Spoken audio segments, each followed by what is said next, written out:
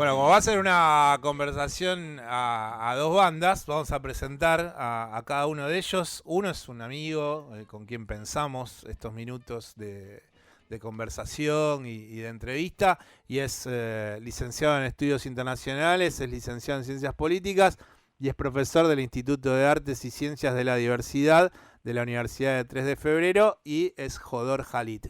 ¿Qué tal, Jodor? Marcelo Aymar te saluda. ¿Qué tal, Marcelo? ¿Cómo estás? Bien. Desde este lado también se siente una amistad, así que muchas gracias nuevamente por invitarme. Bueno, esperemos que salga bien toda esta intentona. Y del otro lado también está el licenciado en Ciencia Política Internacional y además en Economía del Medio Oriente. Y es autor de un flamante libro que se llama Los capitales árabes en Argentina. Y él es Abbas Tanus Mahfoud. ¿Qué tal, Abbas? ¿Cómo te va, Marcelo Aymar? ¿Cómo estás, Marcelo? ¿Todo bien? Bien, bien, bien. Bueno, vamos a tratar de ir pivoteando esta realidad de Medio Oriente entre lo político y lo económico y también con un fuerte anclaje, más que nada, en el caso de Abbas, con el libro Los capitales árabes en Argentina y ver cómo funciona la economía también en Medio Oriente y la economía de los países árabes. Pero yo ayer estaba un poco haciendo un resumen de todo lo que podíamos llegar a hablar en este rato, en este programa. Y me parece que ¿Te alcanzó el día? no, nunca me termina de alcanzar. Y más justamente con lo que te iba a decir, Jodor, es como que se generaron un montón de noticias y hay como tanta cosa ahí dando vuelta. También el 3 de enero, bueno, se va a cumplir del 2021 un año de, no sé si recuerda la audiencia, el asesinato mediante la voladura de esos coches a la salida del aeropuerto de Bagdad de Soleimani. Fue el Sí. 3 de enero. Bueno, ya estamos casi un año. Y quería entrarle un poco, antes de hablar de Irán, sobre algo que le sucede reiteradamente a Israel, que es clave entender. No se puede entender Medio Oriente si no analizamos lo que le sucede en el día a día a uno de esos actores más importantes, que es Israel. Y bueno, parece que Bibi Netanyahu, que es el presidente actual, le ha dicho a sus diputados: mirá, yo me quiero seguir en el cargo, seguir en el poder, y evidentemente el Poder Judicial israelí está atrás de mí por casos de corrupción. Ha hecho que en la Knesset o en el Parlamento israelí los diputados que forman el Likud, el partido el Likud es el centro derecha, y el líder es Netanyahu, le ha dicho a los diputados que tiren para atrás el presupuesto. Así es la manera de, bueno, de también ponerle un poco eh, como borrar ese acuerdo con Benny Gantz, que representa también a la otra parte de cómo iban a llevar adelante el Estado israelí en este tiempo. Y parece que se llama elecciones nuevamente el 23 de marzo. Y lo que quería era hacer esta introducción para más allá de eso. Me parece que estaría bueno que nos explique, Jodor, qué importancia para los países que componen la Liga Árabe o los países árabes, cómo repercutieron los acuerdos de Abraham que llevó durante este año Bibi Netanyahu con Donald Trump, que fueron esas charlas con Emiratos Árabes, con Bahrein. Bueno, ¿cuál es el peso que pensás que, dado unos tiempos, unos meses pasados de este acuerdo, le deja para el entendimiento de la región estos acuerdos de Abraham a la región? Bueno, sin duda, el legado más doloroso, creo yo, es el hecho de no respetar básicamente el derecho internacional. Pero si bien el derecho internacional se va desarrollando a lo largo de la historia, no es, a diferencia del derecho público, civil que tenemos dentro del Estado, digo, que lo aplica la policía, a nivel internacional es un poco más difícil, porque no hay un policía internacional o una policía internacional, y si hay un policía internacional vendría a ser Estados Unidos.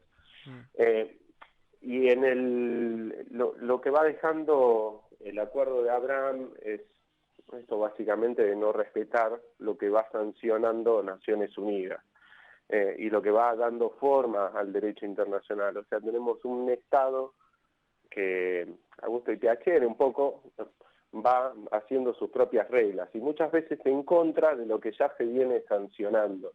Y esto particularmente tiene que ver con todas las resoluciones que ha emitido tanto la Asamblea General como el Consejo de Seguridad de Naciones Unidas, ambos estableciendo o promoviendo esta idea de una solución de dos estados, la cual ya hace varios años también viene un poco debatida, de si realmente se puede todavía crear un Estado palestino y un israelí que convivan a la par.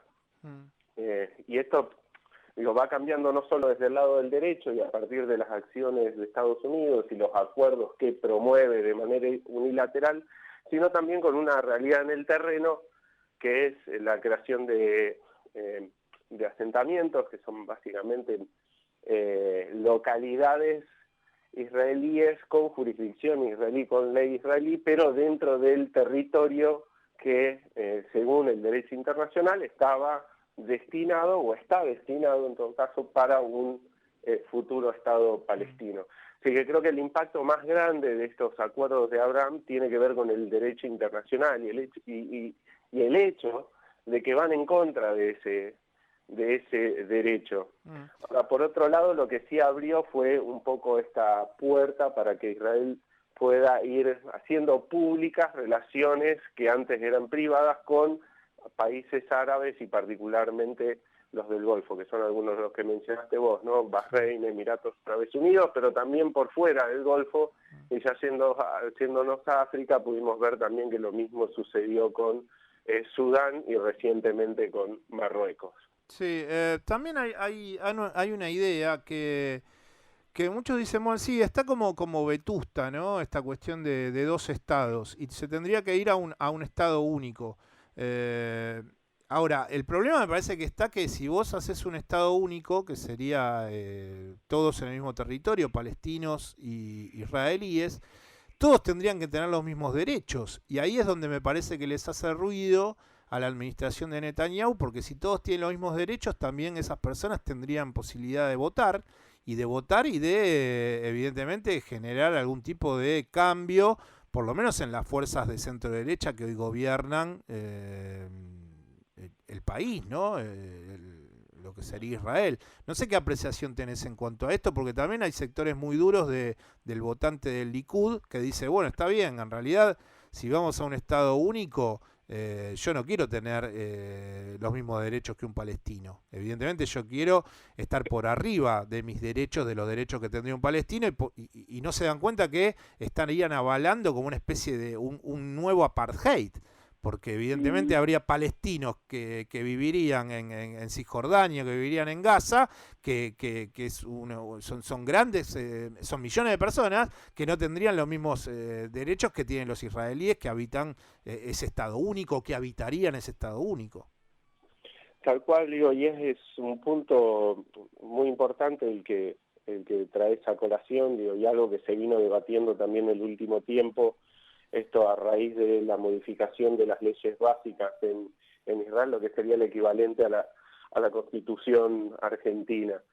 Digo, cómo se lee en esos artículos, tradicionalmente se ponía como en un mismo nivel el idioma árabe, por ejemplo, con el hebreo, que es algo que se retiró, y además se adjudica ahora el derecho a autodeterminación solamente a quienes profesen la religión judía, lo cual no solo trajo problemas por ahí con una población que se identifica palestina, sino también con aquellos que no se identifican como judíos, que hay en Israel, digo, una sociedad también relativamente diversa. Sí, hay casi 500.000 católicos, hay casi 500.000 católicos en Israel. Claro, hay cristianos, hay drusos, hay bajaístas, es una sociedad relativamente diversa, más allá de que tenga obviamente una mayoría de la población que se confiese judía, pero después también hay una diversidad en términos étnicos. Parte de la población proviene de Europa, parte de la población del norte de África, y población local que ha estado siempre ahí. Sí. Con lo cual, sí, es todo un tema lo del apartheid. Hay algunos analistas que ya lo plantean como una realidad, otros lo debaten, otros lo niegan completamente, pero sí, la solución de un Estado tampoco es que es la solución. Desde el vamos, por más de que se coincida en un solo Estado, lo primero que se va a debatir va a ser, bueno, ¿cuál es el nombre? Claro. Entonces, ¿qué nombre le ponemos? Israel, Palestina, hacemos una mezcla entre los dos nombres. Sí, la bandera. Tal cual. Digo, tampoco el pensar un solo Estado termina de resolver el problema, eso es lo que quería transmitir. Pero sin dudas que con la realidad en el terreno que tenemos hoy, pensar dos Estados también es difícil. Entonces están estas dos cosas, ¿no? De, bueno, ¿qué derechos le asignamos a la población? ¿Van a ser todos iguales dentro de un solo Estado? ¿Cómo va a ser la cuestión administrativa? Las formalidades del Estado y por el otro lado, si hacemos dos Estados, es, bueno, ¿qué hacemos con los asentamientos? ¿Relocalizamos a toda la gente de nuevo? ¿Desarmamos todos estos pueblos? ¿Los sacamos de acá? Digo, ahí en los acuerdos de Abraham, que era lo que hablábamos antes, digo, trajeron a colación una solución muy muy interesante para hacer nada, para no ser tan malo con el juicio, pero donde se terminaba de armar todo el mundo, para ponerlo bien gráfico, se refería a como si fuera un queso gruyère, que básicamente había como islas conectadas con túneles, conectadas Bueno, con... es lo que pasa un poco cuando uno revisa el mapa de Cisjordania, ¿no? En donde en Claro, digo, ese cuando anuncio de uno... anexamiento ya casi hay un 33% de construcción por sobre lo que era la Cisjordania antigua, ¿no? Tal cual, y no deja de detenerse esta construcción, con lo cual hace que cada vez esa solución de dos estados de alguna manera quede un poco más lejos. El punto es que al final del día se tiene que encontrar una solución que le garantice los mismos derechos a toda la gente que decida vivir en esa geografía. Sí, sí, y me parece que Netanyahu también viene muy desgastado, por lo que estaba hablando yo hace un ratito, porque evidentemente ya no lo tiene a Trump, lo va a tener a Biden, y bueno, la administración de Joe Biden no es lo mismo en cuanto al pensamiento de... Netanyahu ha salido de lugares aún más complicados que este, creo. Digo, si él decide no hacer su parte con el acuerdo que tenía con Benny Gantz, que era básicamente lo que en los 2 años de presupuesto, o este gobierno de rotación que incluía un presupuesto de 2 años, y es lo que no se termina de aprobar y el motivo por el cual se rompe la coalición y se va a nuevas elecciones. Digo, Netanyahu, estoy seguro que está ya haciendo un cálculo de cómo va a jugar la elección. Ya sabe que desgastó a la coalición azul y blanca en la elección anterior, que hasta el momento había sido la fuerza política que más oposición le hizo y que casi le saca el poder. De hecho, lo forzó a armar una coalición. Digo, Netanyahu es un animal político con todas las letras y no hay que darlo por muerto. A mí me puede disgustar las políticas que él hace, pero también entiendo de que políticamente es un jugador muy hábil. Sí, y que vive también en una zona del mundo en donde está azotado permanentemente por cuestiones que son más enemigos que amigos, ¿no? Los que trata de reclutar para sus políticas y para lo que es el enclave israelí en Medio Oriente, ¿no? Digo, ha logrado cosas muy interesantes en este último tiempo. Si bien ayudado por Trump y eso ha sido un empujón muy grande, digo, reconocer a Jerusalén como la capital única e indivisible de Israel, mover la embajada de Estados Unidos hacia Jerusalén, reconocer los distintos territorios como parte de Israel, ayudarlo con la normalización con Emiratos Árabes Unidos, con Bahrein, con Sudán, con Marruecos. Digo, ha tenido un empuje muy grande en este último tiempo, y si bien lo va a perder, insisto, no hay que darlo por muerto a Bibi, porque es muy hábil políticamente y ya está usando, tratando de capitalizar estos acuerdos de normalización frente a sus bases, porque al final del día es lo que ha venido haciendo en el último tiempo. En las últimas 2 elecciones, por lo menos, ha capitalizado mucho sus logros a nivel internacional para poder ganarse los votos necesarios y continuar en el gobierno. Voy a preguntarle a Abbas sobre un poco que nos explique, Abbas, sí, tanto a la audiencia como a mí, bueno, ¿cuál es el funcionamiento que yo estuve leyendo un poco tu libro de los capitales árabes en Argentina y, y hay algo bueno que sale un poco del conocimiento de los que estamos un poco metidos en el tema, que es esa política rentista, ¿no? que tiene el Medio Oriente, y ahí nos remitimos como ejemplo primigenio a lo que sería Arabia Saudita con su renta petrolera, y bueno, y así hay además otros países, ¿no? que han tenido explosiones en el Producto Bruto Interno, y que lo ha llevado a una política en donde tal vez el control político de su país se llevó adelante mediante administraciones en donde el rentismo fue muy importante. Esto me parece que fue cambiando en el último tiempo. De hecho, cuando el príncipe heredero Bin Salman, está tratando de ver si puede diversificar la economía de Arabia Saudita. ¿Qué nos puedes, como mapeo de la realidad económica de 2 o 3 países del Medio Oriente, entender cómo es su economía en lo cotidiano y cómo manejan las administraciones de sus estados? Perfecto, Marcelo. En principio contarte que tenemos como 2 casos paradigmáticos, si querés. Tenemos Líbano, por un lado, y tenemos, por ejemplo, Qatar, Emiratos y Arabia Saudita por el otro, como vos explicabas. ¿Por qué te menciono estos 2 casos? Porque, por ejemplo, son los 2 ejemplos que han movido la economía en el 2020 en la región.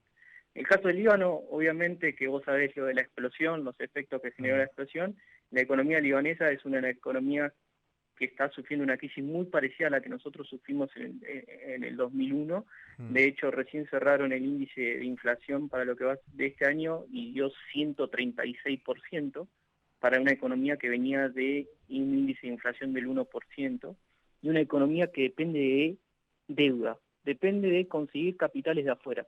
No genera suficiente, para que te des cuenta, lo que genera la economía libanesa. Los recursos que generan se acaban a la mitad del año. A la mitad del año ya no tienen más recursos propios. Entonces, obviamente que eso llevó a una crisis de confianza, todo.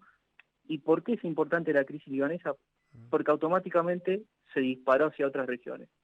Impactó en Siria, porque la mayoría de los sirios, para escapar a las sanciones, han puesto su dinero y su capital en bancos libaneses y no han podido sacar en la totalidad sus ahorros. Ha repercutido en Irak, porque Irak, al caer los precios internacionales del petróleo, el 90% de la economía iraquí depende del petróleo, y entró también un efecto temor de que pase lo mismo en el ahorrista, pase lo mismo que pasó en Líbano y lo que está pasando en Siria, y también repercutió en Jordania, Jordania se vio muy afectado por la caída del turismo, obviamente, con la reducción de vuelos y de la actividad. Eso repercutió fuertemente en las finanzas y ya venía arrastrando como una crisis. Entonces, por un lado tenés 4 economías que se basan en, por ejemplo, la economía libanesa en los servicios y la economía jordana en los servicios, la economía de aquí en el petróleo, y bueno, la economía siria en parte en el petróleo. Obviamente que con la crisis de por medio que vive el país es muy difícil que el petróleo sea el motor entero. Y en el caso del Golfo, como vos decías, las economías del Golfo durante mucho tiempo han dependido de las exportaciones de petróleo y gas. Hace unos años, diría hace unas décadas, en el caso de Qatar y Emiratos, decidieron ir hacia los servicios. ¿Cuál es la lógica que funcionaba en la cabeza de los monarcas de Qatar y de Emiratos? Es, bueno, tarde o temprano ese petróleo se va a acabar y yo tengo que encontrar fundamentos para justificar mi poder o para legitimarme frente a la sociedad. Entonces, claro, ahí están los ejemplos de Abu Dhabi, claro, de Dubái, sí. ¿A dónde voy? Voy a los servicios. Me transformo en un polo de turismo, me transformo en un polo de inversiones, de universidades, y son grandes centros que han salido a competir con centros estratégicos tradicionales como fueron Beirut. Beirut ahora compite con los bancos en Emiratos. Claro. Y eso es el debate, este debate de pasar a los servicios es el debate que está teniendo Arabia Saudita, que siempre ha ido como 5 o 6 pasos atrás de Qatar y Emiratos porque han sido países mucho más chicos. Entonces han sido más ágiles a la hora de llevar a cabo estas reformas, porque el nivel de población es menor. Vos pensás que de Qatar solamente tiene 1.500.000 habitantes que son cataríes, que son los que ven el beneficio pleno del Estado rentista o el Estado semi-rentista, mientras el resto son migrantes que están en una categoría una categoría menor en cuanto al nivel de beneficio. Obviamente que tenés dos tipos de migrantes, el forzado y el que va por la necesidad, el que va por un trabajo contratado, y ese sí se ve beneficiado plenamente del crecimiento del petróleo y del crecimiento del gas y del crecimiento de los servicios. Abbas, ¿sabés que el otro día estaba mirando un documental en donde recién estábamos hablando con Jodor sobre lo de Netanyahu, ¿no? Y parece que Netanyahu se encontró secretamente hace un tiempo con el príncipe heredero, con Mohammed bin Salman, el príncipe heredero de Arabia Saudita, y se encontraron en una ciudad que se llama Neom, que es una ciudad saudí que quieren hacer como una especie de Abu Dhabi, de Dubái, bueno, las mega ciudades que estábamos hablando recién. Ahora, también, y un poco lo que interpela a este cambio que decís vos de la economía, de si me quedo con esa economía rentista en parte de lo que genera el sector petrolífero, o voy hacia una economía más de servicios.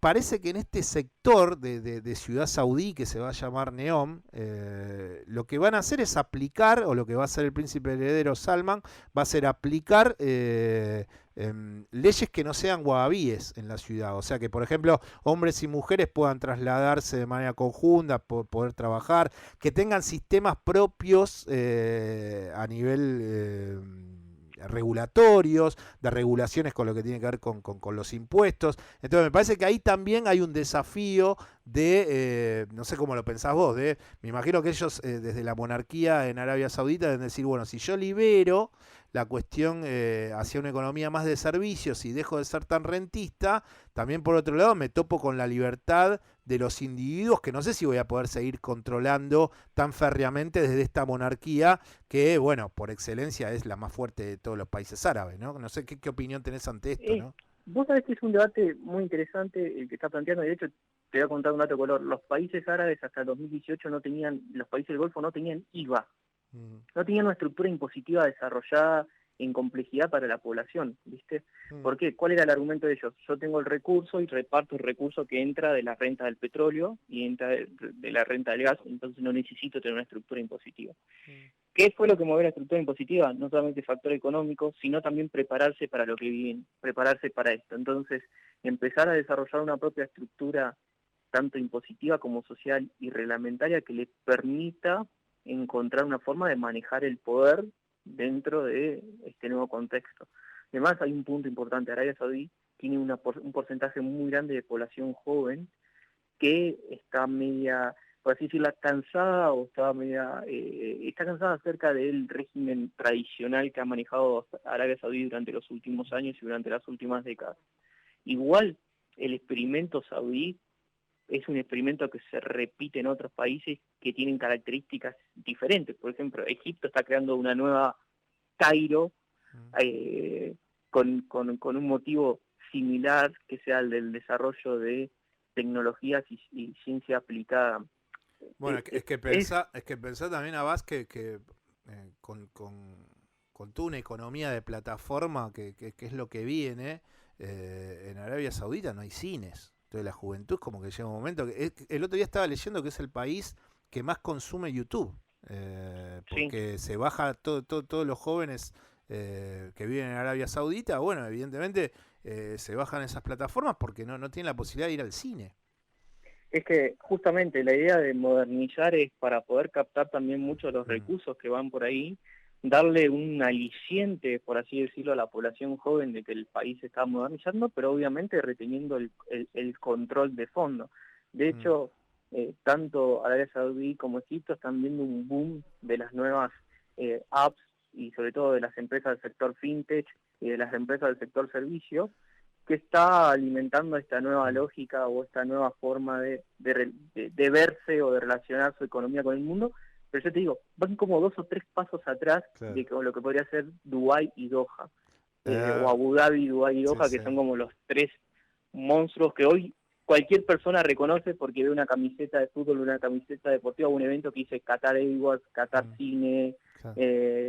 Dubái, Dubái Worldport, que es el puerto de Dubái. Ve todos los logos que uno puede ir identificando de que demuestran que han ido 2 o 3 pasos adelante de las demás economías. Andrés, no sé si le querés preguntar a Jodor o a Abbas. ¿Qué tal? Buenos días. Sí, no, la verdad que la pregunta va a ir relacionada para los dos, pero me quedé pensando, y primero los saludo tanto a Jodor como a Jabás, me quedé pensando en una de las últimas charlas que tuvimos al aire de Paso a Valores con Jodor, en la que se habló acerca de la profundización de ciertas tendencias en el Medio Oriente, tendencias que venían incluso antes de la aparición del COVID-19, tendencias que ustedes estuvieron repasando hasta el momento, por ejemplo, bueno, en ese momento hablamos de cuestiones relacionadas con Irak y con Líbano, con protestas, reclamos políticos. Hablamos, por ejemplo, de la cuestión del Golfo, con ciertas tensiones entre Irán y Arabia Saudita. Bueno, la influencia de Irán, por ejemplo, en algunos países de la región, como en Yemen, en donde hoy hay una crisis humanitaria que según la ONU es calificada como la peor crisis humanitaria global y en donde 8 de cada 10 personas necesitan ayuda humanitaria. Bueno, la pregunta va un poco relacionado a la cuestión social y no tanto a lo político o a lo económico. Y principalmente hacemos el foco en la mujer en Medio Oriente. ¿Ustedes creen que esta profundización de tendencias de las cuales han estado hablando, junto por supuesto con la aparición de la pandemia a nivel mundial, corrieron un poco el foco de estas problemáticas que hoy están enfrentando las mujeres en el Medio Oriente? Es decir, léase la crisis humanitaria en Yemen, en donde el autoritarismo todavía continúa, el drama de las mujeres en el noroeste de Siria, por ejemplo, con temas relacionados a la salud reproductiva. Es decir, esta profundización de tendencias, ¿han corrido un poco el foco en ese sentido, en el sentido de la visión de la mujer en el Medio Oriente?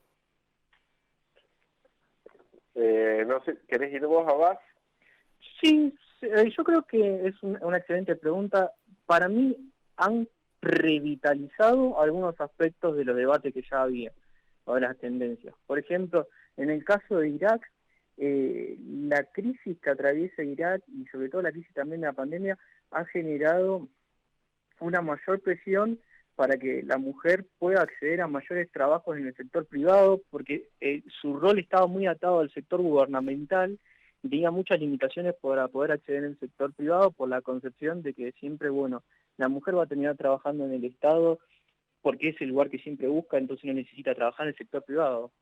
También obviamente que la crisis económica, por ejemplo, en Líbano, en Siria, en Irak, ha puesto a la mujer en una situación de mayor fragilidad por los limitantes que ha tenido para poder acceder a los puestos, pero también ha dado oportunidades para que lidere esas protestas y tome un rol mucho más activo del que la sociedad le estaba permitiendo tener hasta el momento.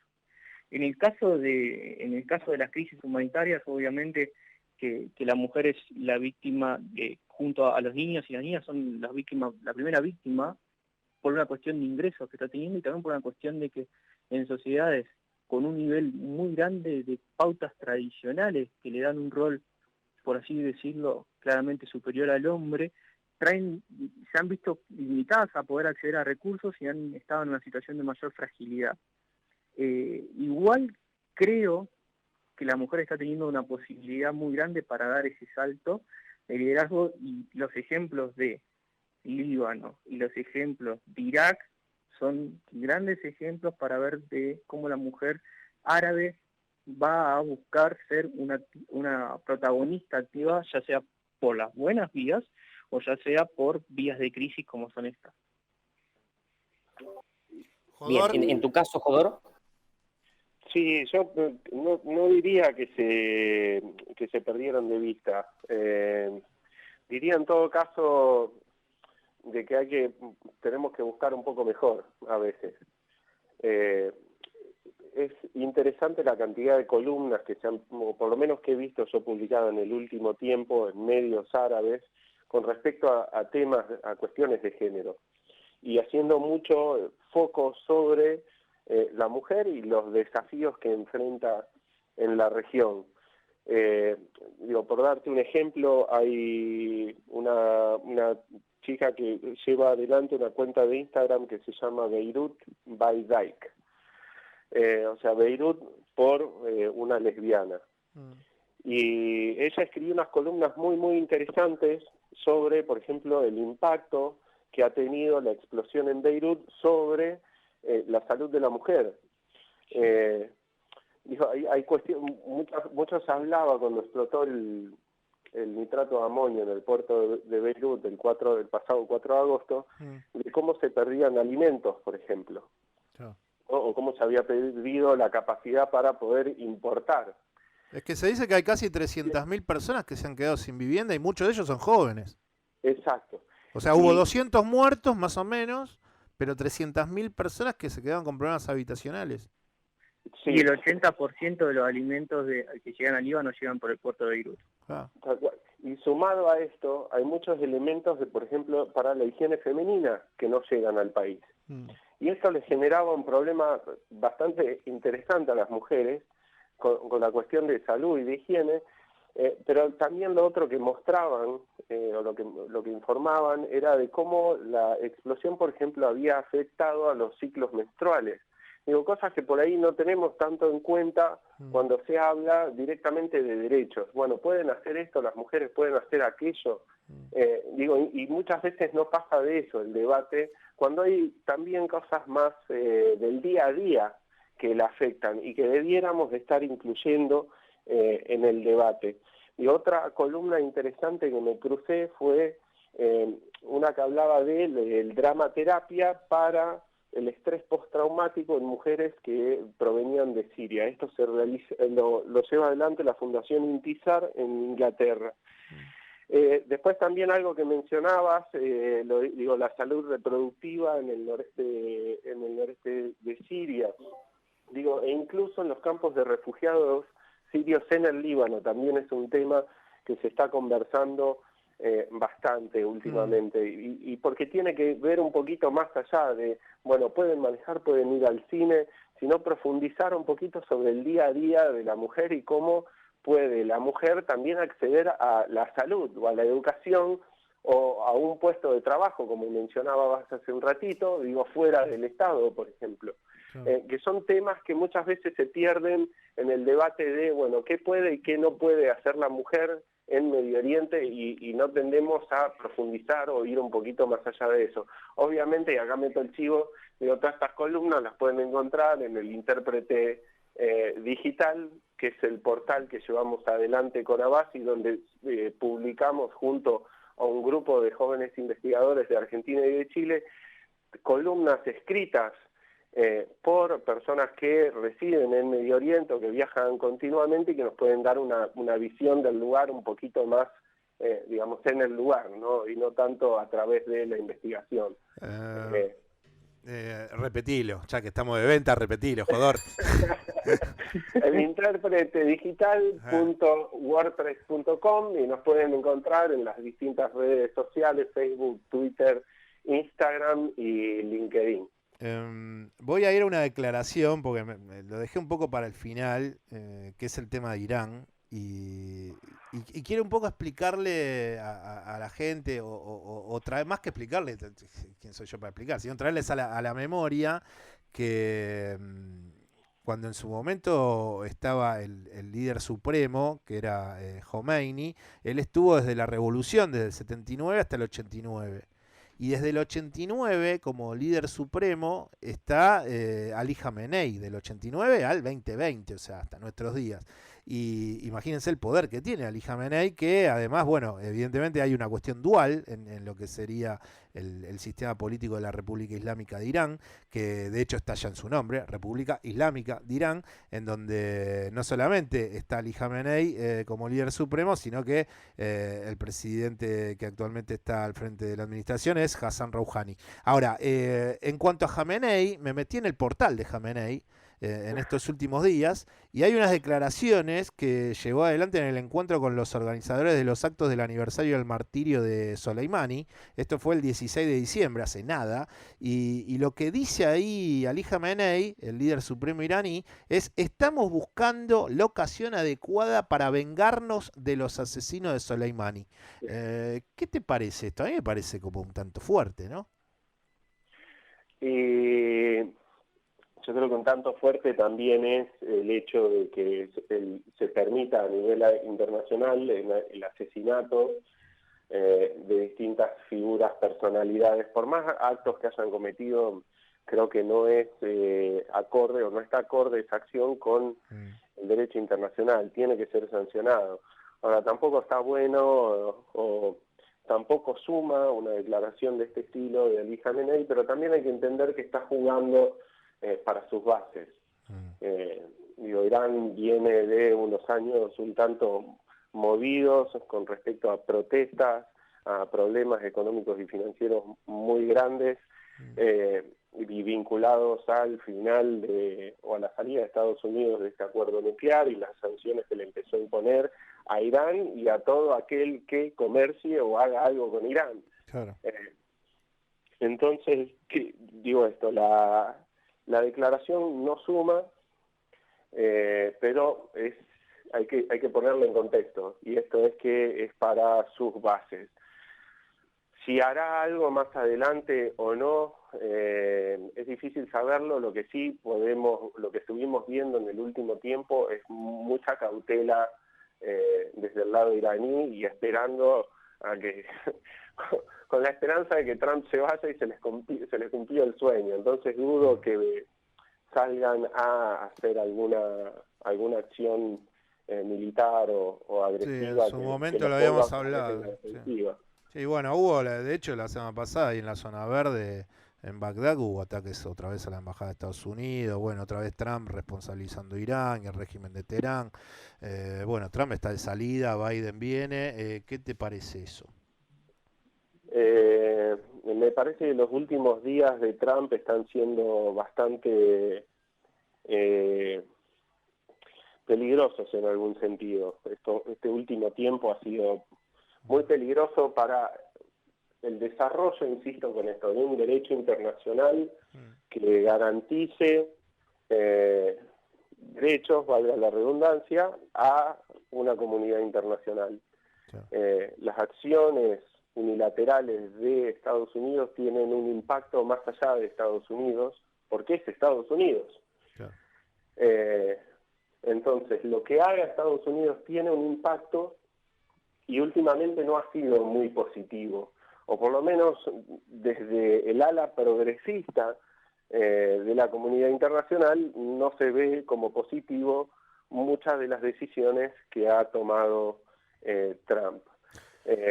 Por ejemplo, esto de los asesinatos ha sido una cuestión, su posición frente al medio ambiente, su salida de los acuerdos comerciales, las renegociaciones, esto de facilitar la normalización de relaciones con Israel a costa de la población palestina y del derecho internacional de por medio. Entonces ha sido un poco caótico y lo sigue siendo. De hecho, ayer termina de otorgarle un perdón a los responsables del asesinato en la Plaza Nisur en Bagdad, que eran contratistas de Blackwater, que directamente abrieron fuego contra civiles en el medio de la capital de Bagdad. Vamos a dejarlo acá. Quedaron cosas. Quedó los rebeldes Houthi de Yemen, quedó el papel de Jordania, ¿no? Que siempre todos hablamos de Medio Oriente y hablamos poco de Jordania, ¿no? Y está justo en el centro de lo que es Medio Oriente y de tantos países que tienen solo una idea de unicameralidad, porque hay diseños políticos que son administraciones unicamerales, que tienen solamente una cámara legislativa, y bueno, Irak, algunas cosas de Irak ahí dando vueltas, de ese presidente que pertenece a lo que sería el Kurdistán iraquí, que queda al noreste de Irak, pero bueno, de un Irak que también tuvo revueltas en ese tiempo, en este tiempo. Y la economía, que esto es Sí. el Para variar siempre quedan un montón de cosas ahí dando vueltas, pero queríamos agradecerles y cuando estábamos hablando del presidente es Barham Salih, que es el presidente actual de Iraquí, que es un político kurdo. Les quería saludar, agradecerle por estos minutos y me parece que está bueno que se hayan sumado a esta idea que nosotros planteamos hace algunos días y bueno, no va a faltar oportunidad. Espero que a la audiencia le haya servido un poco este paneo de política de Medio Oriente y esperemos que bueno que también les pique el bicho a la audiencia de este tipo de programas, que puedan seguir ahondando y que sumen lectura a esta región del planeta que siempre nos depara un montón de sabiduría para comprender más que nada a quienes les gusta la economía y la política. Así que Abbas, Mahfoud, te mando un abrazo y Jodor lo mismo, ¿eh? Lo mismo, te agradezco, Marcelo, por el espacio y el último chivo, el libro de Abbas, Los capitales árabes en Argentina. En las librerías lo pueden encontrar online también en autores argentinos. Genial. Muchas gracias, Marcelo, por todo. Chicos, gracias a ustedes. Les mando un abrazo y bueno, será esta otra oportunidad. Quienes está hablando con nosotros era primeramente Abbas Tanous Mahfoud, que es el licenciado en Ciencia Política Internacional y en Economía de Medio Oriente, que repetimos, ha sacado su libro Los capitales árabes en Argentina, que pueden encontrarlo en librerías, y nuestro viejo amigo Jodor Khalid, que es licenciado en Estudios Internacionales y licenciado en Ciencias Políticas y además, bueno, un experto en temas de Medio Oriente. Nosotros estamos haciendo Pasada Lores en AM 1420 con vos y nos quedamos hasta las 13.